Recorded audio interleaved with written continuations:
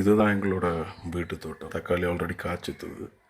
கொச்சி இப்போ தான் பூ பூத்த மாதிரி இருக்குது.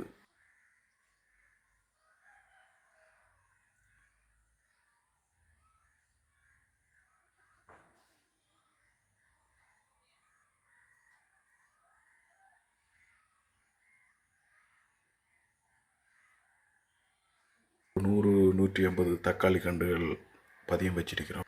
இந்த பார்த்தீங்கன்னா தெரியும். இது க்ரோத் ஆனதுக்கு அப்புறம் நான் உங்கள்கிட்ட காட்டுறேன். மாதுளை மாமரம் எல்லாம் ஆல்ட்ரேஷன் பண்ணி வச்சிருக்கிறோம் அப்படின்னு சொன்னேன். மாதுளை ஆல்ரெடி கட் பண்ணி அதை நட்டாச்சு. ஒரு 1 வீக் ஆகுது. இப்போ இதை ஆல்ட்ரேஷன் பண்ண மாதுளங்கண்டு இது ஒரு கிழமை அப்படி தான் ஆகுது. மாதுளை மாமரம் எல்லாம் ஆல்ட்ரேஷன் பண்ணுறது ஈஸி மெத்தட். ஸோ அதையும் இப்படி ஆல்ட்ரேஷன் பண்ணுறதுன்றதும் உங்கள்கிட்ட அடுத்த வீடியோவில் கண்டிப்பாக உங்கள்கிட்ட சொல்கிறேன். நான் இந்த மாதுளங்கண்டு இது பண்ணி ஒரு 6 மாதம் ஆகுது.